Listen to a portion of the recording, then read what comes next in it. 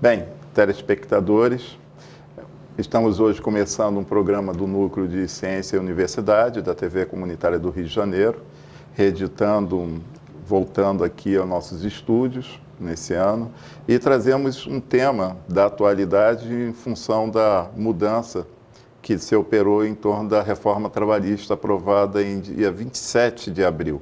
Essa semana, hoje, é uma gravação que está sendo feita no dia 8 de novembro, e a sexta-feira já começa praticamente a entrar em vigor a reforma que foi aprovada nas casas da Câmara dos Deputados, do Senado, sancionada pelo atual presidente Michel Temer, e trazemos para esse debate o nosso convidado, o professor da Universidade Federal Fluminense, professor Ivan Alemão, desembargador também do Tribunal da Justiça do Trabalho, e que estará aqui contribuindo, colocando em pauta essa discussão que nos deixa ainda muito confusos, né? Eu sou também sindicalista, faço parte de uma das entidades aqui da TV, e essa presença, eu quero agradecer muito a presença do professor Ivan Alemão.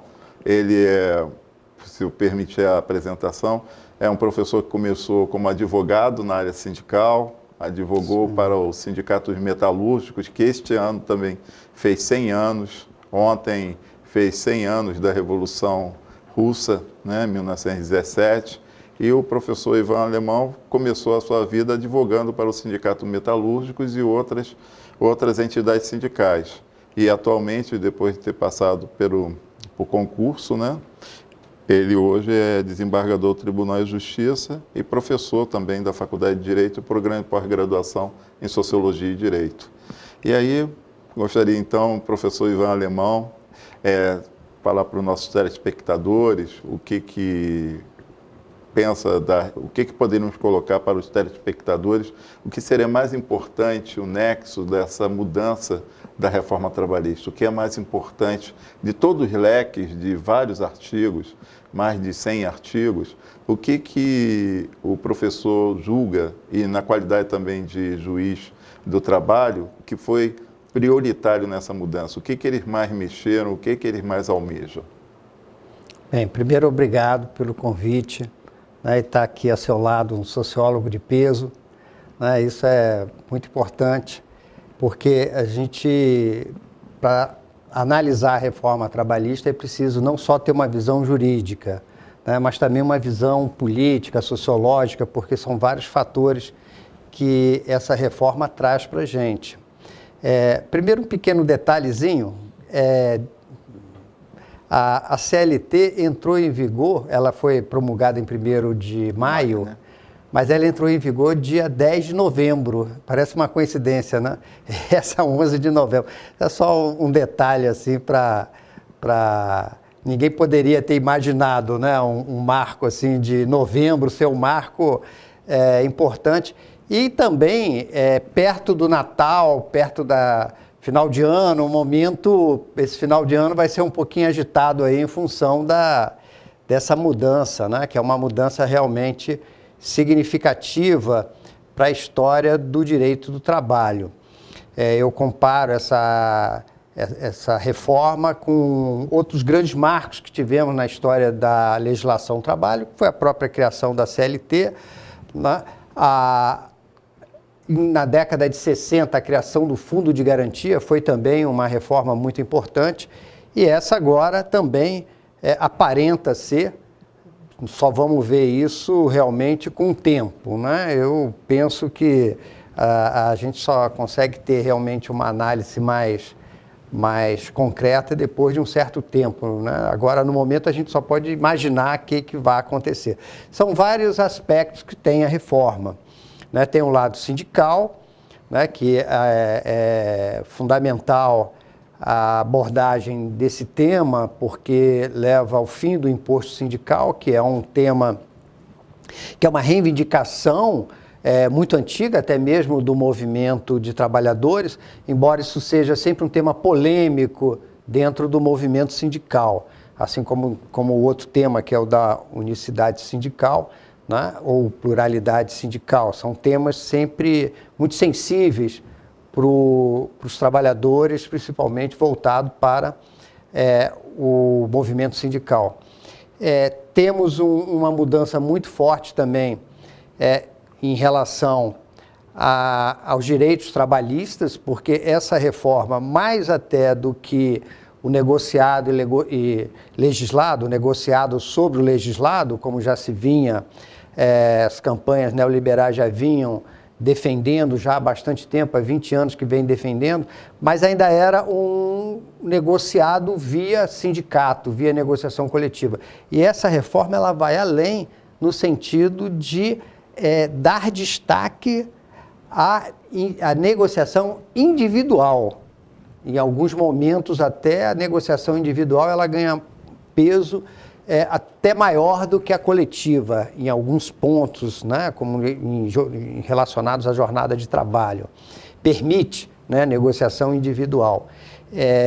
Então, são muitos temas. Na parte de processo também de trabalho, muda muita coisa, principalmente na parte da execução, né? O juiz deixa de fazer a execução de ofício, a não ser quando a parte não está assistida por advogado.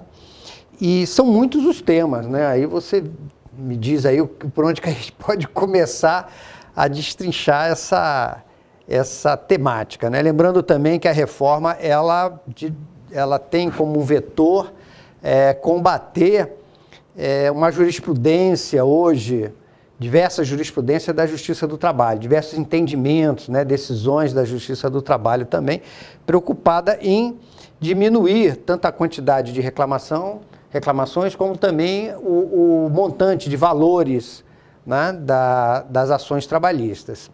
O que eu acho importante, para mim, acho que representando aqui com modéstia até a própria direção da TV e também do mundo sindical, que eu sou dirigente de 2 entidades no campo do Sindicato de Sociólogos, mas seria o que poderemos esperar os sindicatos com essa reforma e a Justiça do Trabalho. O trabalhador, qual é a expectativa de mudança quando o trabalhador precisar de uma reclamação, geralmente depois de uma demissão, descobre que não tem fundo de garantia, atrasos, etc. Como é que ele terá a mesma recepção da Justiça do Trabalho como está tendo até essa semana, quer dizer, com essa reforma?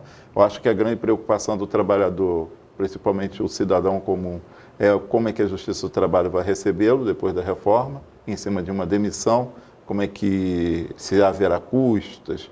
Eu acho que, em termos da cidadania, eu acho que o cidadão está em primeiro lugar para ter os nossos esclarecimentos.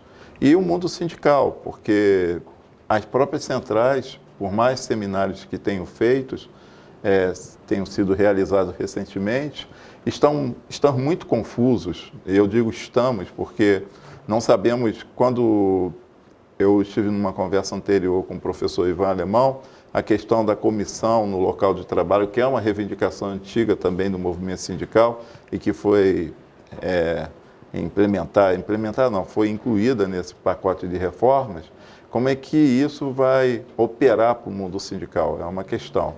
Agora, eu acho interessante que a Justiça do Trabalho e o Direito do Trabalho, pensando que ontem foi aniversário da Revolução Soviética, né, a russa, de 1917, todo esse modelo de justiça do trabalho, esse modelo sindical articulado com o Estado, com a justiça, vem em reação à mudança, né, à luta dos trabalhadores na Revolução de Outubro na Rússia, né? Então, o mundo capitalista, no caso Inglaterra, Estados Unidos também, a Europa, reagiram trazendo inovações ao mundo do trabalho que o movimento dos trabalhadores está se colocando de forma revolucionária, né?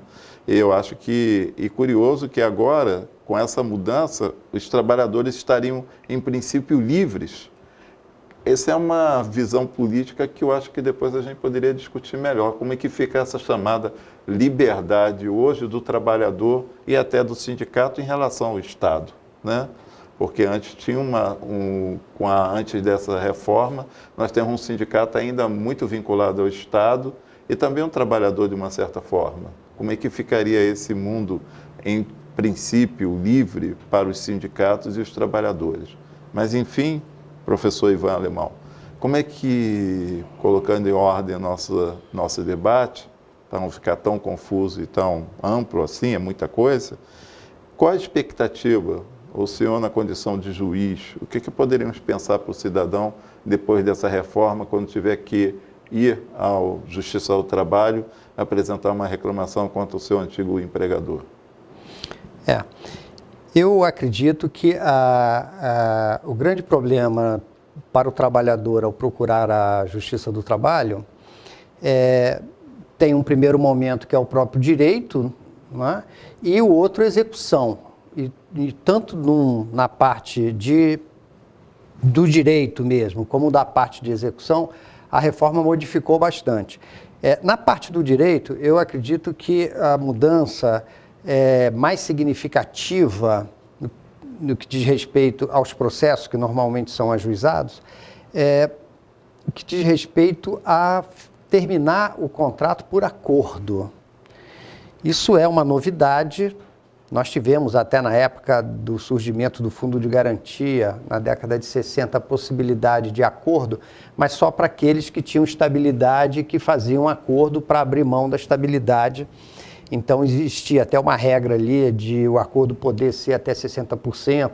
Fora esse caso, nós nunca tivemos a extinção do contrato por acordo, porque se entende que a possibilidade embora exista situações realmente que tanto o empregado quer sair do emprego, o empregador também já não quer mais o empregado, que poderia, acaso realmente, em que as duas partes estejam interessadas em terminar o contrato, o que se percebe é que essa regra sendo generalizada vai ser muito fácil para o empregador induzir o empregado a terminar o contrato por acordo, porque o empregado ficando numa situação de subordinação ao empregador, ele fica suscetível a aceitar aquilo que o empregador oferece, né? Então, um grande receio que eu tenho, e que acho que muita gente tem, é aumentar a quantidade de acordos, né? O contrato terminar como uma extinção de acordo, então isso vai implicar em 20% do FGTS, o saque de 80% do FGTS, quer dizer, há uma indenização menor para o trabalhador. Há também a possibilidade, a lei permite, de se fazer acordo extrajudicial no sindicato, anualmente, né? Então, isso são fatores que, evidentemente, prejudica o trabalhador na hora que ele vai ajuizar a ação para pedir direitos, porque ali já vai estar sendo, antes mesmo do ajuizamento da ação, sendo realizada uma transação, né, em que vai ficar difícil, pode até ter casos de anulação, né, de acordos, mas se for seguido na forma da lei, já vai estar com a quitação sendo dada. Em relação à execução, tem novidades também. O juiz, ele não pode promover, não vai poder promover a execução por conta própria, vai ficar esperando a petição do advogado para dar andamento no processo. Isso atrasa muito também, porque já há um costume dos juízes eles próprios darem início à execução, tomar iniciativas na execução. A iniciativa passará pelo advogado? Agora vai ter que passar por advogado. E também vai ser aplicada a prescrição, a chamada prescrição intercorrente, que é a prescrição na execução. Então, também, se o juiz der um despacho para o autor dar andamento ao processo, o advogado não der andamento, pode haver a prescrição, 2 anos haver a prescrição, a perda já na execução. Então, são medidas que essa reforma ela muda bastante a concepção, né, do processo. Porque cada vez mais, Nilton, o nosso processo do trabalho está ficando parecido com o processo civil, né? A partir do momento que o dissídio coletivo foi praticamente extinto com a emenda 45 de 2004, há um afastamento dos sindicatos da Justiça do Trabalho. As próprias negociações também, muitas delas são anuladas, tem cláusulas anuladas com muita facilidade. E a Justiça do Trabalho ela vai ganhando uma conotação de ações individuais com conotação indenizatória, E a Justiça do Trabalho, por sua vez, vai perdendo um pouco a referência, né, que ela tem nas relações de trabalho. Ela vai deixando um pouco de dar diretrizes de interpretação jurídica para quem está trabalhando.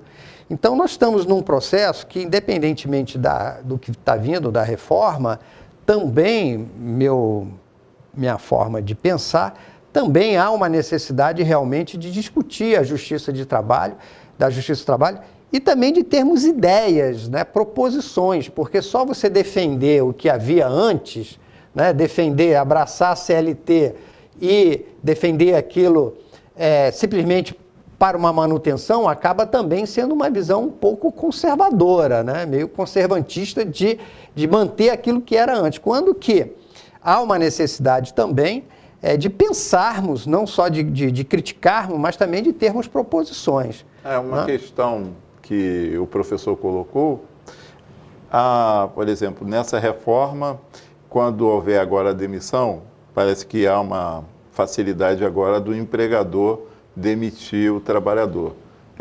Os 40% da indenização numa demissão sem justa causa, injustificada, ela de fato inibia as demissões por experiência própria no tribunal, isso inibe o processo de uma empresa se sentir desestimulada a demitir um trabalhador pela indenização dos 40%? Toda vez que surge um aumento de custo para o empregador, a lei cria uma regra que aumenta a despesa, evidentemente, naquele primeiro momento existe um efeito, né? Por exemplo, se você pegar a Constituição de 88, ele aumentou de 10% para 40% a multa do FGTS, aumentou a hora extra de 20% para 50%. Naquele primeiro momento, ocorre realmente um receio do empregador. Mas com o tempo, o que vai acontecendo? O salário vai ficando congelado em função dessas outras despesas, o empregador repassa para o consumidor, né? Então, há uma adequação, há um ajustamento, uma acomodação, né? Com o tempo, como uma frase que uma vez eu ouvi, achei bem interessante, igual um caminhão que sai com abóbora, né? Então ele sai saculejando, depois de uns quilômetros as abóboras acertam ali, né? Então, o que acontece? Esses efeitos, eles às vezes são efeitos que duram durante um tempo. Eu, por exemplo, minha resposta é a seguinte: hoje os 40% não impede nada da demissão, mas é lógico que o empregador, ele tem despesa com isso, principalmente se o empregado for um empregado antigo, porque o 40% é quase a metade do fundo de garantia que esse trabalhador tem. Então, é um peso grande, principalmente para demissões de trabalhadores com bastante tempo de casa ou que tem um salário alto, né? Já para um empregado que tem um salário mais baixo, já é uma coisa que não depende aí, se formos avaliar em termos de valor econômico, né?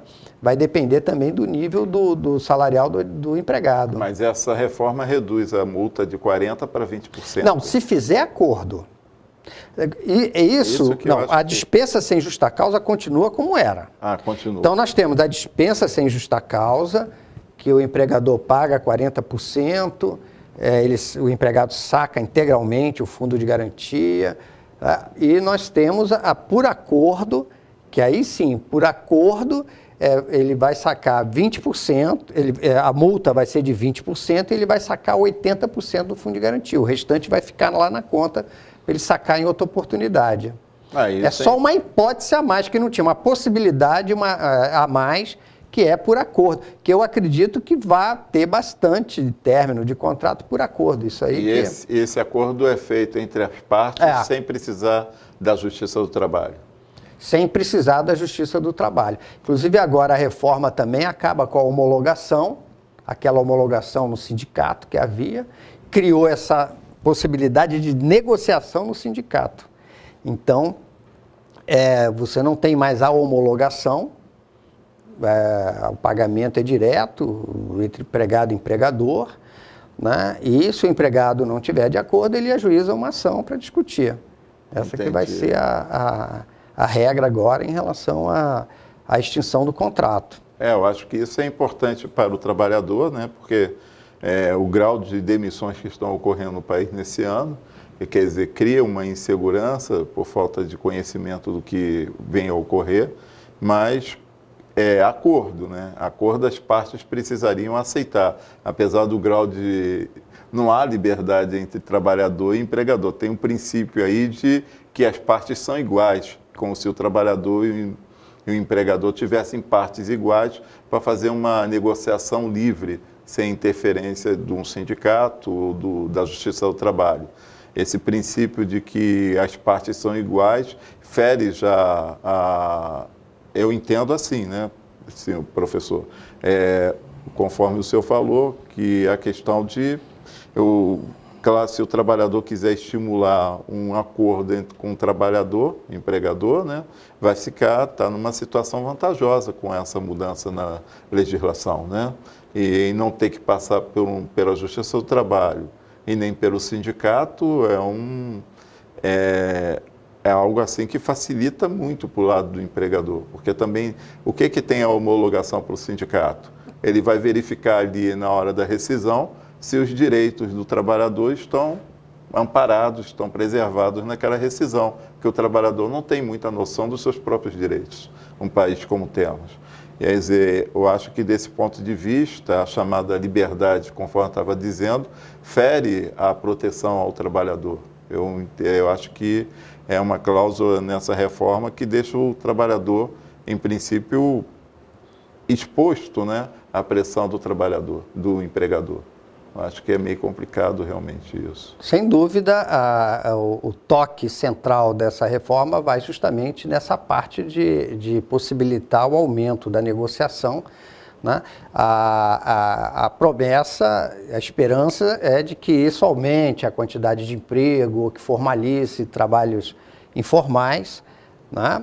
Que isso aí a gente vai ver depois, se isso aí dá um efeito ou não, mas sem dúvida nenhuma a possibilidade de garantias de direito ela está bem ameaçada, né? Em função de vários pontos, né, que foram atacados nessa reforma.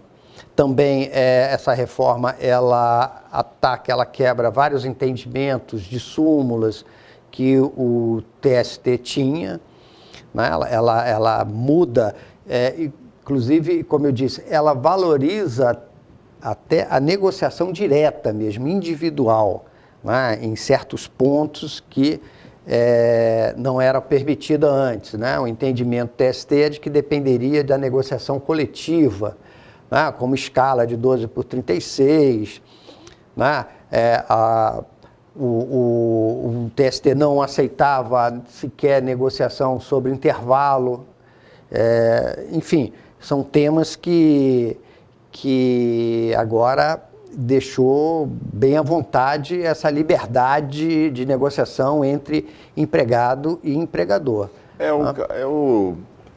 Teremos muitos pontos para discutir, mas eu penso assim, para o trabalhador, ao ele ser, vamos dizer, estimulado para fazer esse acordo com o seu patrão, o seu empregador, há possibilidade, na medida que ele não está resguardado por um advogado, pelo sindicato e muito menos pela Justiça do Trabalho, ao ele fechar esse acordo com seu patrão, algumas cláusulas que são, vamos dizer, inalienáveis sobre a natureza do trabalho, poderiam estar sendo feridas nesse momento e ele teria como ainda recorrer à Justiça do Trabalho, caso ele percebesse que esse acordo, depois de ter sido efetivado, feriu cláusulas do seu direito do trabalho em relação ao 13º, fundo de garantia, algumas dessas questões que são importantes para o trabalhador, férias, horas extras, ele poderia depois recorrer à Justiça do Trabalho?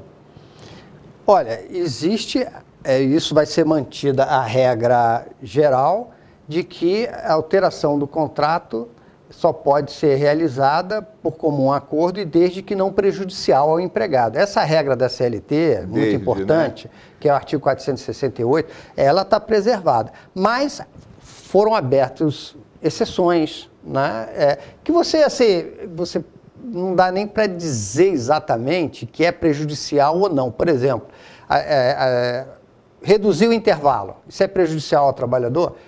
É num aspecto que a gente entende em relação à saúde, mas pode ser também que o empregado queira, com a possibilidade de sair mais cedo.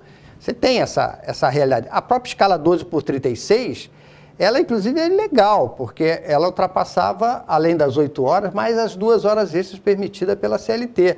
Havia tolerância, por quê? O trabalhador trabalhando em escala 12/36, às vezes ele pode ter um outro emprego, outra atividade. Então, você tem um campo também que você pode dizer assim, é prejudicial ao trabalhador, mas às vezes ele quer, igual a hora extra. A hora extra é prejudicial ao trabalhador, não é? Mas então, o trabalhador quer fazer, porque ganha mais. Baixo, né? Exatamente. Então, você tem um campo que é um campo que você pode, assim, no geral, dizer é ruim, trabalhador, mas no caso específico é bom. Toda vez que você permitir o empregado fazer hora extra, a tendência é ele aceitar. Raramente o empregado não vai querer fazer hora extra.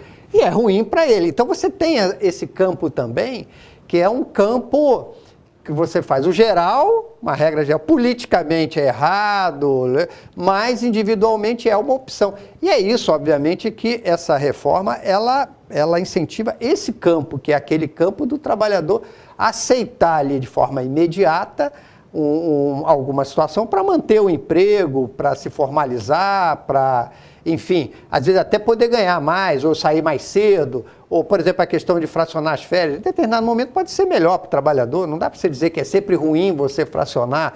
Então, são campos que você faz uma análise geral, mas especificamente o trabalhador tem interesse, às vezes, de fazer. Também não é sempre que não é tudo também que você pode dizer que o trabalhador não quer.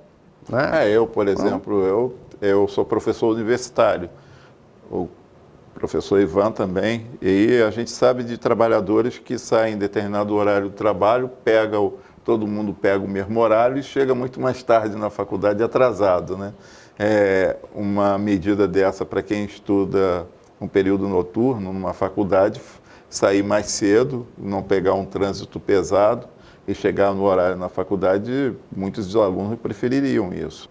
O que dá a entender, pela nossa exposição, que aquilo que o professor colocou no início, a justiça do trabalho deixa cada vez mais de ser uma justiça que defenda interesses coletivos e passa a ser uma justiça que se aproxima da justiça civil, né, civil, em termos de indenizatórias, de acordos individuais, de rompimento de contratos individuais, em que o direito coletivo, em convenções e o dissídio acaba não sendo contemplado. Essa medida, essa reforma, que a gente está falando aqui no momento da questão do acordo, no rompimento do contrato, dá a entender que fica ainda mais pulverizado o direito coletivo em questões individuais, em que há um desamparo do trabalhador e a não presença do Estado nesse processo de proteção. Né? Nem do advogado, nem o advogado, nesse caso, é exigido nesse acordo que está colocado com possibilidade de rompimento. Eu até escrevi um artigo recentemente defendendo a possibilidade de uma cláusula coletiva proibindo a negociação individual para certos temas. Então, o próprio sindicato fazer uma cláusula coletiva proibindo a negociação individual. Eu acho que podemos ter essa possibilidade. Podemos ter essa possibilidade. Exatamente.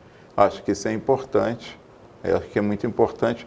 Agora, em relação, vamos colocar agora em outro plano, já temos, metade do programa já decorreu, mas eu acho que, pelo menos nesse aspecto, o cidadão, o trabalhador, tem alguma informação sobre aquilo que possa acontecer numa demissão, em relação ao fundo de garantia, conforme o professor Ivan acabou de dizer, e a possibilidade de, hoje, não vai haver mais necessidade da homologação da rescisão no sindicato, isso, no nosso ver, expõe o trabalhador a um desamparo, né, em relação aos seus direitos fundamentais, mas em relação ao movimento sindical, as mudanças na negociação que a gente já está vendo nessa questão do rompimento do contrato, mesmo que seja por acordo, um afastamento cada vez mais do sindicato da questão de estar junto do trabalhador nesse momento crucial que é a sua demissão. O sindicato que homologava agora se afasta, se torna uma entidade fantasma que não tem mais necessidade no rompimento de contrato. Isso é uma questão. Como é que fica, além disso, professor Ivan, a questão do sindicato, dessa pequena ou grande reforma sindical que foi feita na reforma trabalhista agora? Você tem desde esse aspecto, que é a não homologação, que é um dado que para o sindicato era importante, para ele saber a quantidade de demitidos, e às vezes até o trabalhador, pela primeira vez, pisava num sindicato, conhecia o sindicato, às vezes, dele na hora da demissão, mas pelo menos uma vez pisava dentro do sindicato, né? Uma forma do trabalhador ir no sindicato. E o que vai acontecer agora é que o sindicato vai ter que ir mais ao trabalhador, vai ter essa questão, porque com o fim do imposto sindical, o sindicato vai ter que convencer o trabalhador a se filiar, né, ou a contribuir, eventualmente, até mesmo para pagar a contribuição sindical agora que passou a ser facultativa, né, vai ter que convencer o trabalhador a contribuir com o sindicato.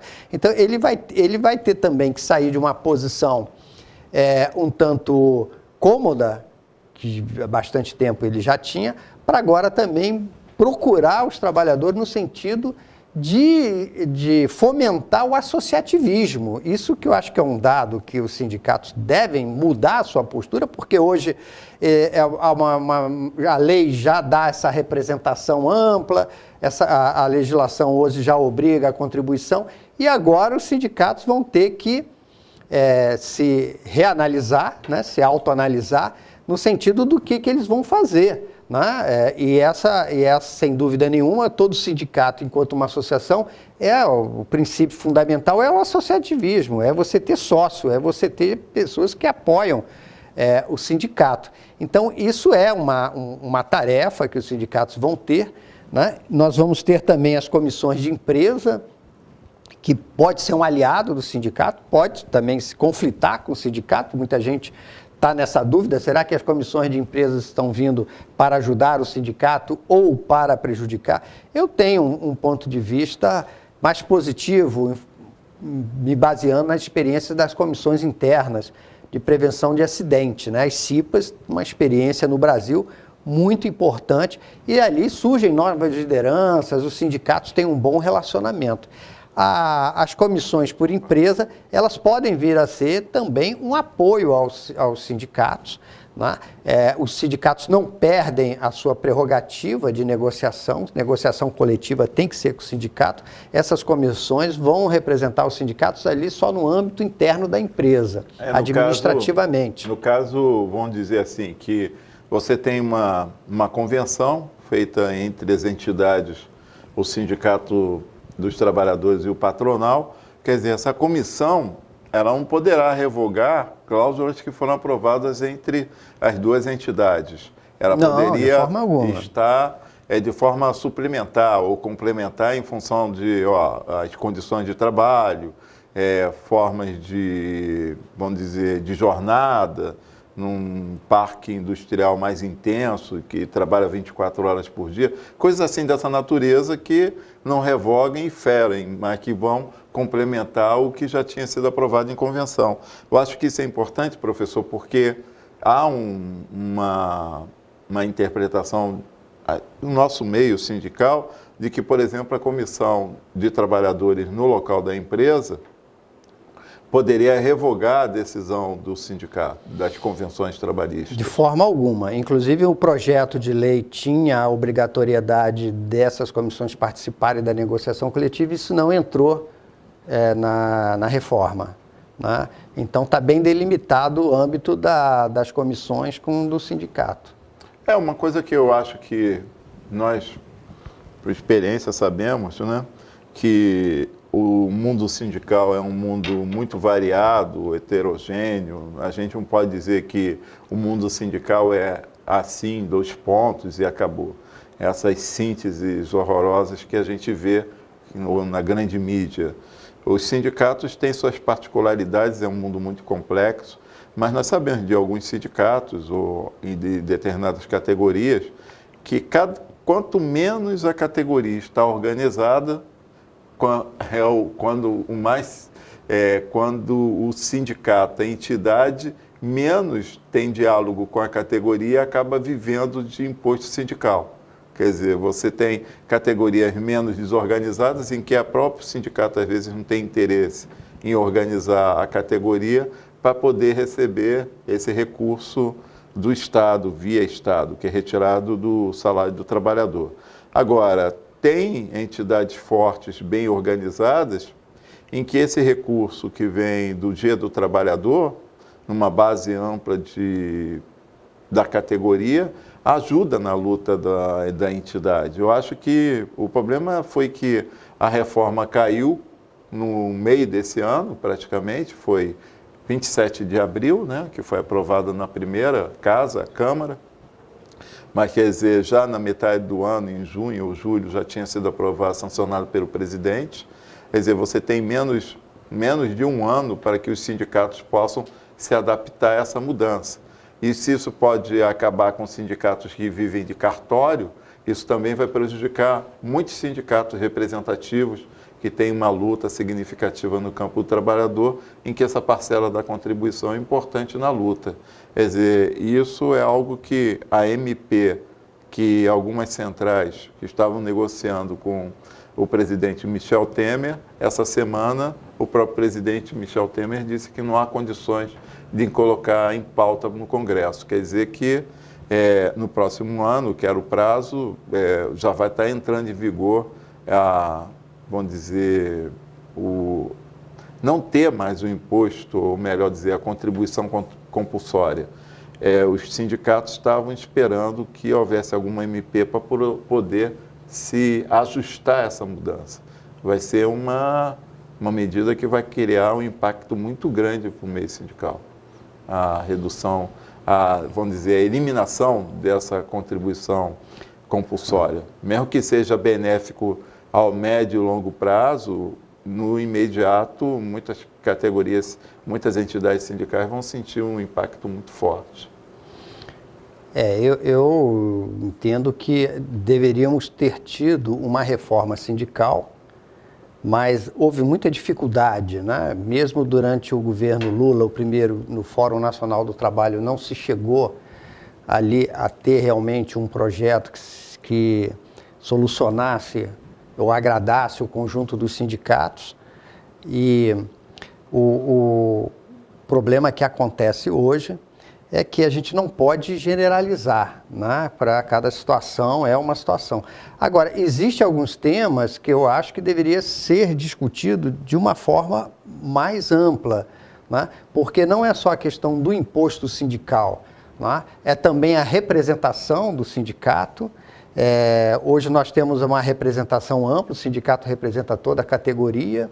Se você reduz o imposto sindical, se você acaba com o imposto sindical e fortalece a sindicalização, vai começar a ter a discussão do sindicato representar os sócios, né, nas suas negociações coletivas, como alguns países já são assim, né? A negociação coletiva é com os sócios. Então, aquele sócio, se ele é beneficiado pela convenção, ele apoia o sindicato. Se ele não concorda, ele pode até sair fora, desistir. Então, nós temos uma mentalidade também de sindicato enraizada, principalmente da década de 60 para cá, porque no início da CLT os sindicatos não representavam toda a categoria, representavam só os sócios. Era o Ministério do Trabalho que poderia estender os acordos coletivos para toda a categoria, e da década de 60 para cá passou a ter a representação ampla, e agora, com o fim do imposto sindical, vão surgir novas questões que não foram complementadas nessa reforma, que é a representação, né? Porque nós sempre tivemos no Brasil a liberdade de filiação, Nós nunca tivemos aqui a obrigatoriedade de filiação, como nos Estados Unidos, nos países da Europa. Nós sempre tivemos a liberdade, desde o início do século XIX, as primeiras leis sobre sindicatos já garantiam a liberdade de filiação. Nós nunca passamos por uma filiação compulsória, mas tivemos, em compensação, a contribuição compulsória, quer dizer, nós mantivemos uma liberdade de filiação com uma obrigatoriedade de pagar, né? E agora, com a não obrigatoriedade de pagar, vai se voltar a discutir essa questão da representação do sindicato, né? Isso vai estar, sem dúvida nenhuma, meu ponto de vista, é que isso vai ser discutido agora, o âmbito da representação sindical, né? Com quem, quando ele negocia, quem está representando. Isso realmente muda muito a forma de nós entendermos o sindicato hoje, né? Pensamos assim, se você, de repente, dentro dessa mudança, na medida em que não haverá mais a contribuição compulsória, ou mesmo no modelo de filiação associativa, né, do trabalhador contribuindo espontaneamente para o sindicato em função da sua filiação, essa contribuição não será uma pequena contribuição em função da eliminação da outra contribuição que vinha do imposto, chamado imposto, que não é bem isso. Isso não poderia, no futuro, criar uma divisão também, na medida em que, olha, eu sou filiado ao sindicato, eu contribuo para o sindicato conseguiu, numa convenção, uma série de cláusulas que são vantajosas para o trabalhador, e eu não quero que o trabalhador que não tenha contribuído, que não esteja afiliado, tenha essas medidas alcancem esse outro trabalhador. Poderia ocorrer isso no futuro? Você pensa em alguma coisa assim? Não, você tem sistemas que são assim, sistema que a convenção ela representa só o filiado, né? O que acontece geralmente nesses sistemas é que o Ministério do Trabalho, ele há requerimento de sindicatos e tal, e às vezes o próprio interesse do empregador também, para não evitar problema de equiparação, problema de distorção dentro de folha de pagamento, às vezes concorda também em ampliar, né, as cláusulas para outros. Em relação à medida provisória, que eu vi, o esboço corre pela internet, aliás, eu já vi umas 3 medidas provisórias aí, que seria uma delas, que tenta retomar a contribuição a contribuição confederativa, chamada antigamente de contribuição confederativa ou contribuição social, não tem um nome muito claro, mas que é aquela que foi aplicada amplamente depois da Constituição de 88, que a própria Assembleia define a contribuição e na database, na negociação coletiva, faz uma cláusula de todos os trabalhadores contribuir. Todos os trabalhadores, descontado em folha, contribuindo para o sindicato.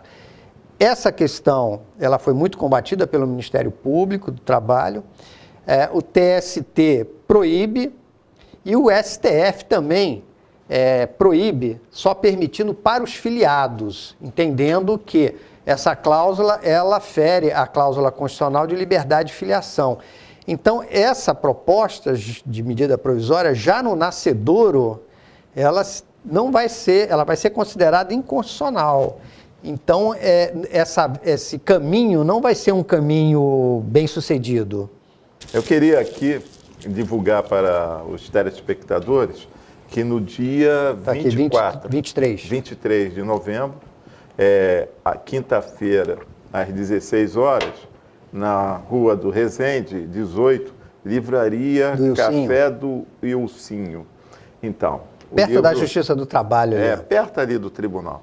Então, o livro do Ivan Alemão, né? O nosso Ivan Alemão, aqui, professor, juiz, estará lançando esse livro. Recentemente está em fase de lançamento. Temos aqui o convite, não sei se os telespectadores têm uma boa visão aqui do convite. Aqui na Rua do Resende, número 18. Né? Quinta-feira, sem ser essa próxima, que vai cair, quinta-feira vai ser dia 16, será na outra quinta-feira, dia 23. Daqui a 2 semanas, mais ou menos. Daqui a 2 semanas. Tem algo interessante, o professor Ivan Alemão a Justiça do Trabalho, análises críticas, tem aqui os especialistas em colaboração Aderson Bussinger, Diogo Ferreira, José Luiz Soares, Luiz Felipe Monsoles, que foi meu colega do projeto, do doutorado, Márcia Regina Barroso e Raquel de Lima Mendes.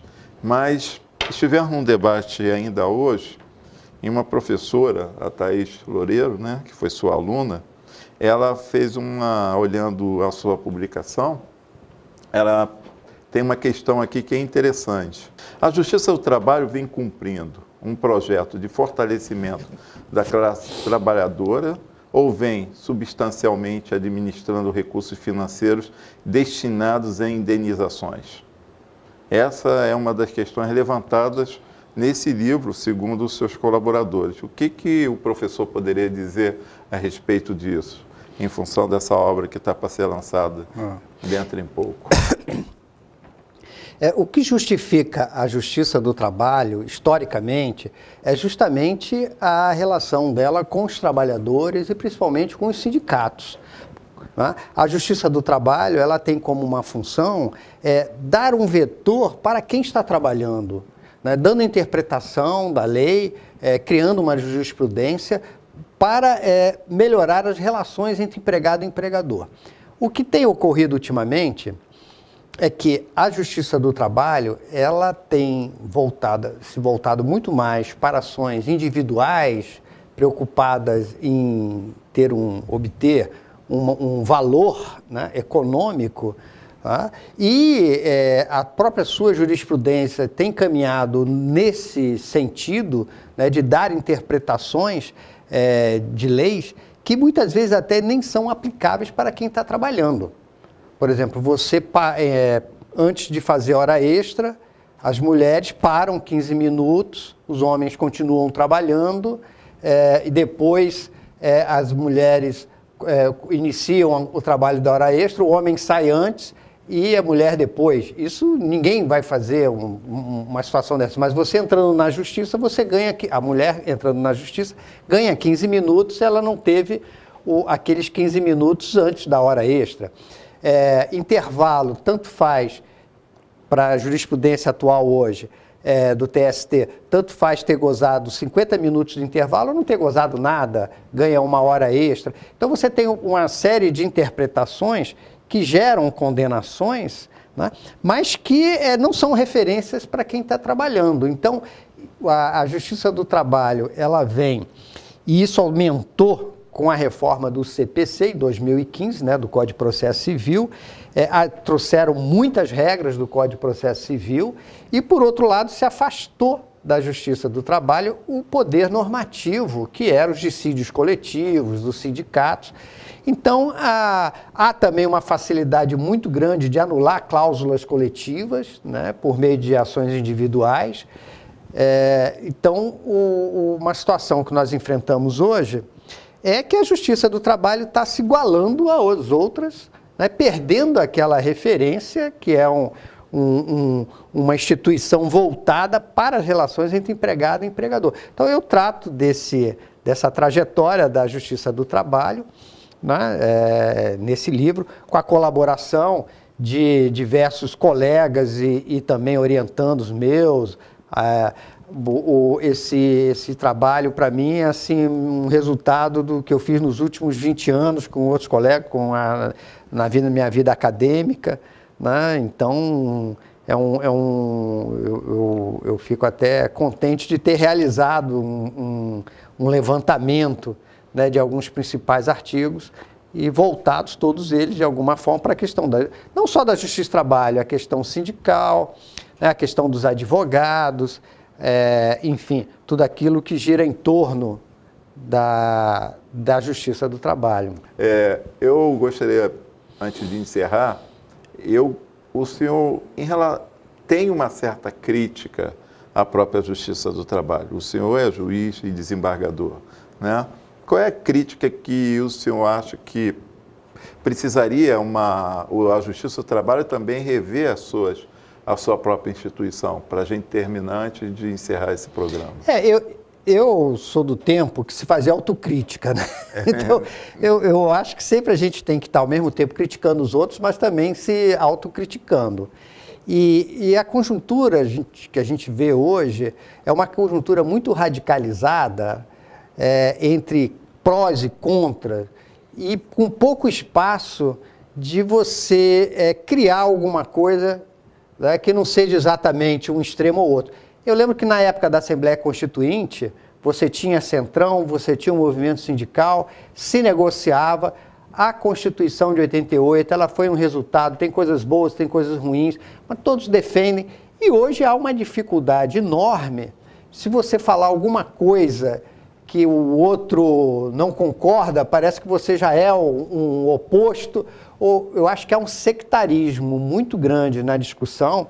Tudo bem que na política a gente não consegue até mudar muito isso, mas principalmente na área técnica, né, dentro do judiciário, enfim, dentro da área acadêmica, você deve ter, né, uma preocupação no sentido de ter proposições, porque o que acontece hoje parece o seguinte: quem é a favor, que se agarra na CLT, não larga da CLT, quem é totalmente contra a CLT, vamos queimar a CLT, vamos acabar.